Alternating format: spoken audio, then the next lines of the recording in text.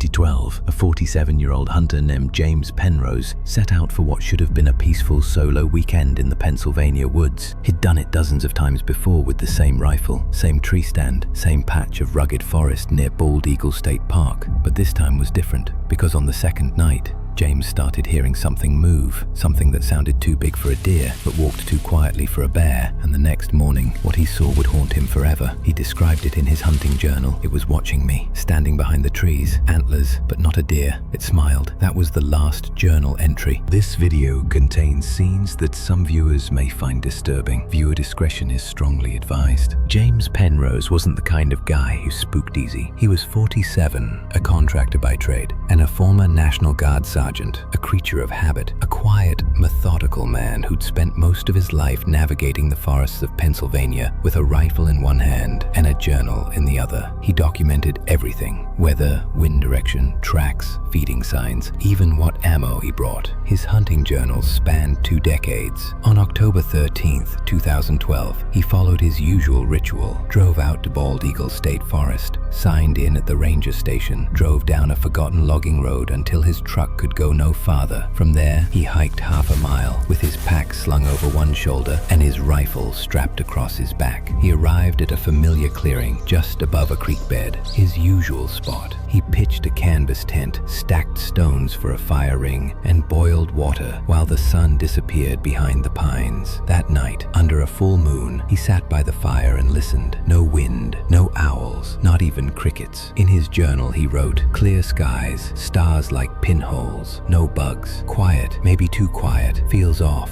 At first light, James was already deep in the forest at his tree stand. He expected movement, signs of deer, anything, but the forest was still. No prints, no rustling, no squirrel chatter, not even crows, just silence, almost eerie silence. That evening, back at camp, he heated canned chili over his camp stove and opened his journal again. No movement, not even a crow, like everything left or hiding. As the fire crackled low, he sat alone beneath the trees, and then snap, a branch broke behind his tent. He froze, listened, nothing. He turned slowly, but saw only shadows.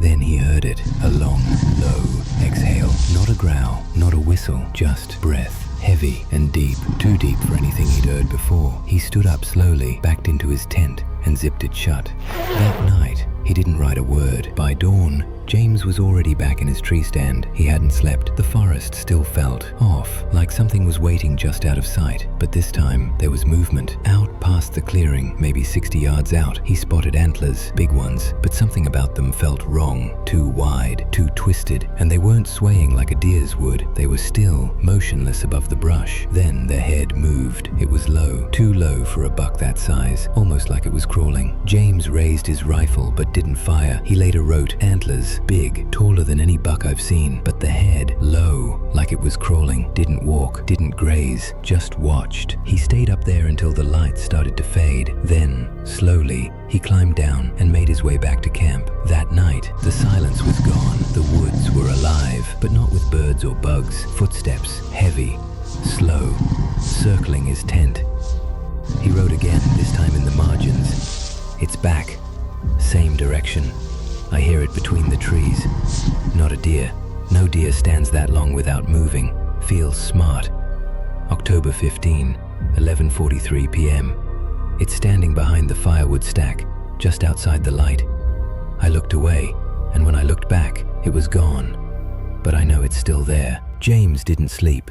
He stayed awake with his rifle across his lap, flashlight off, fire burning low. The noises didn't stop. Every so often he'd hear that same exhale, wet and heavy, then a click like bone on bone. And then he saw it in the firelight, just at the edge, standing, tall, thin, with antlers rising out of a narrow head. But the body wasn't right. It was humanoid but bent. Its arms were too long, its knees reversed, like it had grown from something it shouldn't have, and it was just watching. Then it tilted its head to the side and smiled. James didn't fire. He didn't move. He just stared, frozen, until whatever it was stepped backward into the darkness and vanished into the trees. That night, in his final journal entry, he wrote, "It wasn't a deer. James never came home. He was supposed to return the morning of October 16th. When he didn't, his sister called the local ranger's office. By evening, a search party was on the ground. They found his truck locked and untouched at the trailhead. A day later, they located his campsite. The tent was still pitched, nothing disturbed. The campfire was cold. His pack was half-zipped, journal tucked in the outer pocket. His rifle was there too, loaded, safety on, leaning against a nearby tree. But James was gone. The search expanded. Helicopters, dogs, heat signatures, nothing. On day 5 of the search, a volunteer searching 300 yards away from James' campsite spotted something high in a pine tree, nearly 20 feet up. It was James, laid flat across 2 thick branches, like someone had gently set him there. There were no claw marks, no blood, no bruises, just his body, limbs slack, eyes wide open, and frozen on his face was a look that stopped one of the rescuers cold. The rescuer later noted, "I've seen drownings, car wrecks, even war zones, but that face was pure fear." It took 4 hours and a climbing team to get him down. His face was frozen in what the rescuer described as a look of horror. The only evidence, large, deep-set tracks found near the tree. Not bear, not moose, not human, and no sign of struggle. Just James placed neatly between 2 branches, 20 feet off the ground. Authorities never determined a cause of death. There were no injuries, no trauma. The coroner wrote cardiac arrest due to extreme stress, but even that felt like a guess. As for those strange, deep-set footprints found near the base of the tree, the report simply marked them as inconclusive. Locals in Center County started whispering about James's story. Some blamed a rare bear. Pennsylvania does have black bears most of the time. If you see a black bear in the wild, it'll run. It wants nothing to do with you, but every now and then it doesn't. Black bears are supposed to be the safe ones, the shy, forest-dwelling scavengers that climb trees and eat berries, not the killers.